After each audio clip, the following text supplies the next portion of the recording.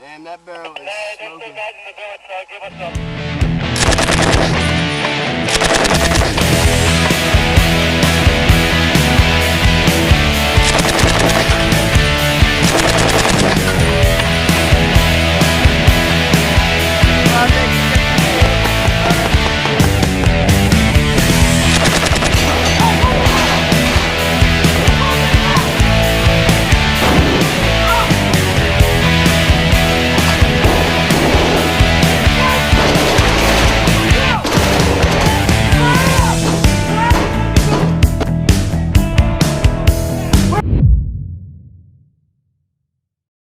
The soldiers always complained about the bloody heat, but September 8, 2009 was different.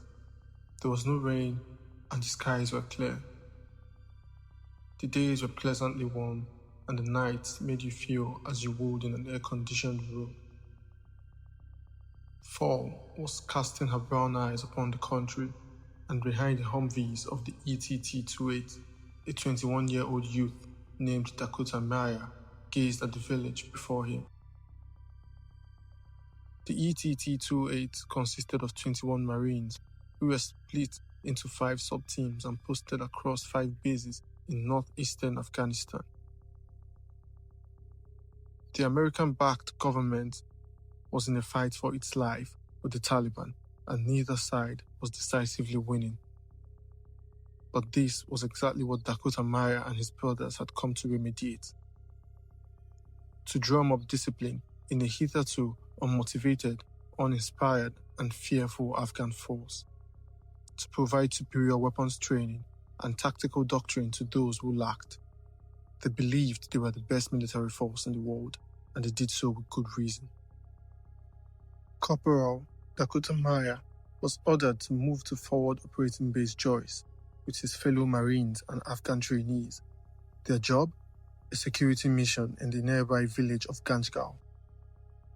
The elders and leaders of Ganjgal were ostensibly ready to renounce the Taliban, but until a search for firearms was conducted, it would be grossly negligent and even stupid to trust them in the least. About 21 Americans, Dakota included, and 80 Afghan soldiers went into the village at dawn in a convoy of Humvees and military pickup trucks. You could call it a hearts and minds mission aimed at winning the popular support of the people of Ganjgal. One could also target a show of force meant to eviscerate any thoughts, however minute or lingering, of collaboration with the Taliban, and they wouldn't entirely be wrong.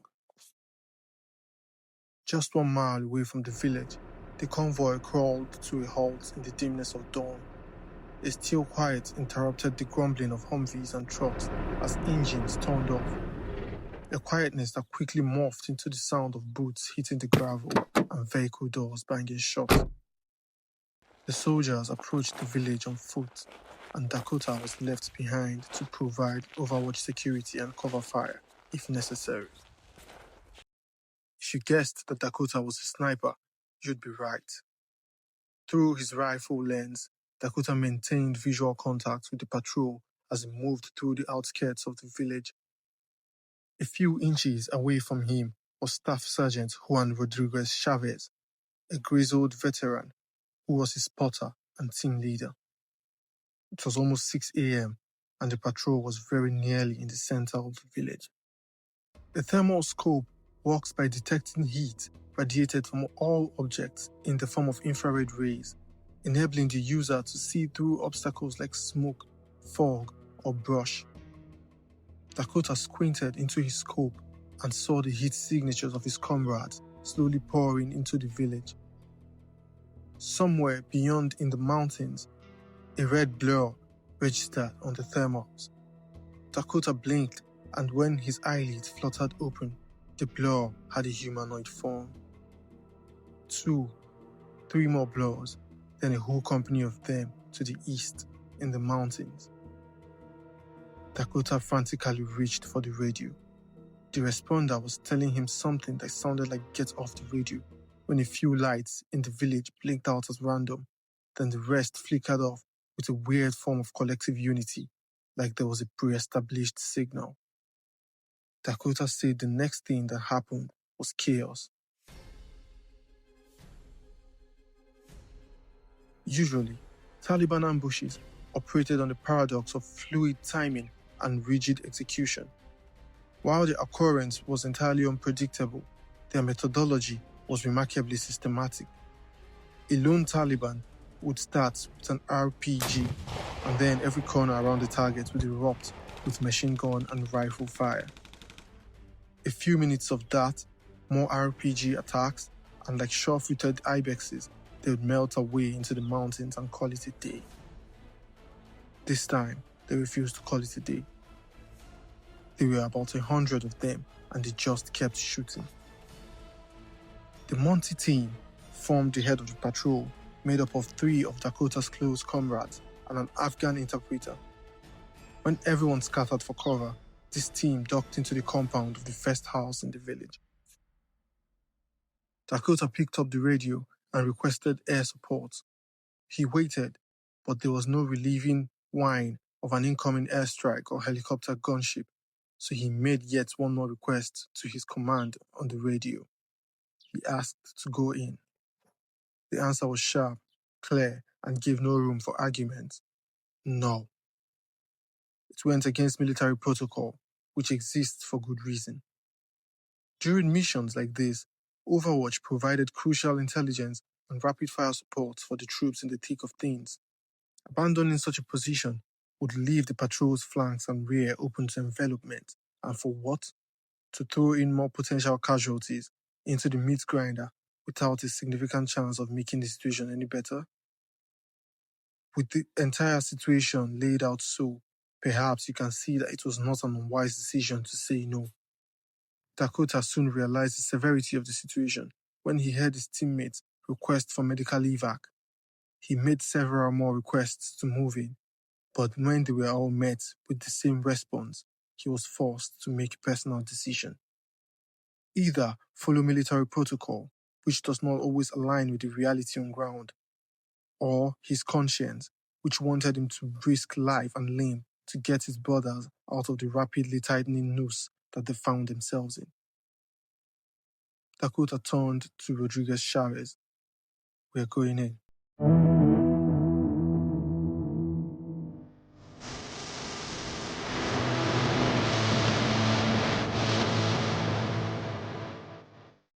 The 2 Marines hopped into a Humvee, Rodriguez at the wheel, Dakota providing excellent fire support.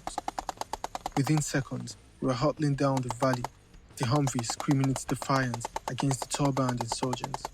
The insurgents, on spotting this new enemy, hurled back their defiance in lead and RPG rounds. Outside the Humvee, bullets and shrapnel whizzed and whistled past. The metal storm created crisscrosses on the bullet-resistant windshield and pinged harmlessly on the body of the armored vehicle. Dakota had his rifle with him. He was grim-faced and silent, with sweat pouring down his brow, but his response was a furious torrent of rifle rounds. Rodriguez wheeled the Humvee into the narrow streets of the village, looking for their first priority, the missing Americans. They found several wounded Afghans first. These men were Muslims who had been fasting and as such hadn't eaten any food nor drunk any water that day. They most likely were too hungry and fatigued to keep up under combat conditions and so got separated from the main patrol group. Under withering enemy fire, Dakota and Rodriguez hopped out of the Humvee and began to load the battered men into the back of the vehicle. The truck filled up and they pulled out of the village to the rally point. By then, Dakota's rifle had jammed, so he went up to the .50 caliber gun mounted on the Humvee and began to lay down a carpet of deadly high-velocity lead on the insurgents. On the second run into the kill zone, they found more Afghans, but still no Americans. Dakota put the dead men in first and put the wounded over them. When they came out into the valley, the Taliban fighters put every single round towards the Humvee, so much so that the .50 caliber became inoperable. They switched to a fresh vehicle and went back in. This time, they were joined by other troops in 4 Afghan trucks. Together, they put up suppressive fire for the remaining Afghans and the Americans whom they just spotted. With their help, the troops fought their way out of hell and into the Humvees. Dakota and Rodriguez raced like rabid hounds back to the rally point, where they found out that some members of the Monty team were still back there, but dead. They had been killed after being outgunned by the Taliban. Dakota was definitely not leaving their bodies behind. He went back again, rescuing more wounded soldiers but suffering a shrapnel wound to his arm. Driving soon became impossible due to the rugged terrain, but Dakota dismounted. He made his 5th attempt on foot. After running through bullets and shrapnel, he spotted them in a ditch. They had been stripped of their weapons, radio, and body armor, but that wasn't enough. Someone was hunched over them, trying to take their bodies away. A Taliban. He saw Dakota just as Dakota saw him. There was neither time nor space to shoot. This was close quarters combat. The man rammed into Dakota with a half grunt and half scream. Dakota braced for impact, felt the Taliban slam into him, and they both hit the ground. In that tiny bubble of theirs, no rules existed other than kill or be killed. Dakota killed so that he would not be killed. After a brief scuffle, he beat his enemy to death with a baseball-sized rock.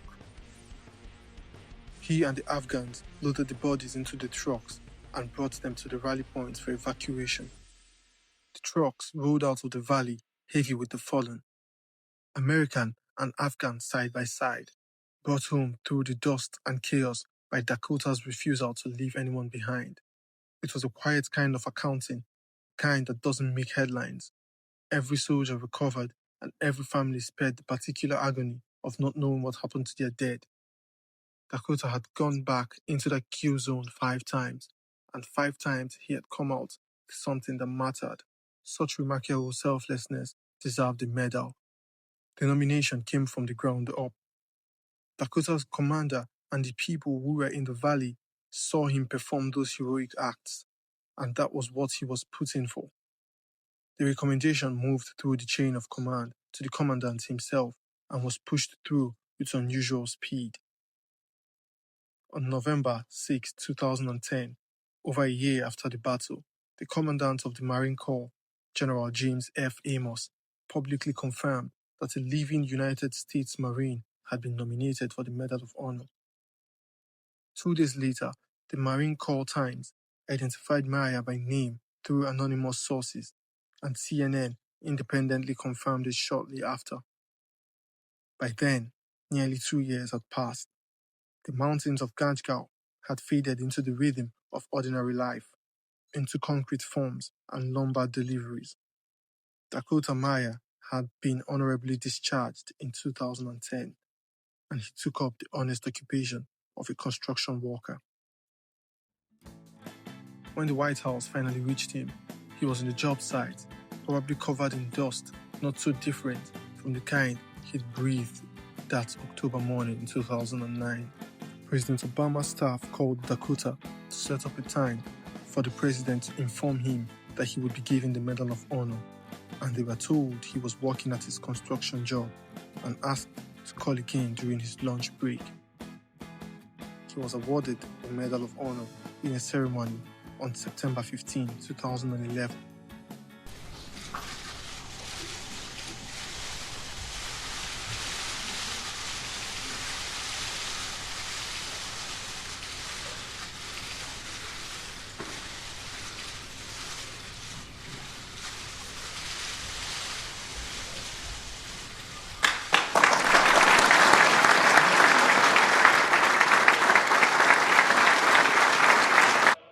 Dakota Meyer hates to admit it as much as he dislikes the word hero. He will tell you he was doing just what anyone would have done, but his actions that day could be described in no other way than heroic. He eliminated at least 8 Taliban, some at point-blank range, personally evacuated 12 friendly wounded, and provided cover for another 24 Marines and soldiers to escape likely death at the hands of a numerically superior and determined foe. All because one man refused to drive away. He went back in 5 times into a kill zone that had already claimed 4 of his brothers. And when it was over, he went back to work, hard hat on, tools in hand, waiting for his lunch break to find out his country had been noticed. That is a United States Marine. Dakota Meyer is just the beginning. Over the next few videos, I'll be bringing you more stories like this one, men and women of the Marine Corps who stepped into impossible moments and showed the world what they were made of. If you don't want to miss a single one, hit subscribe and turn on post notifications because these are stories worth knowing. Semper Fidelis.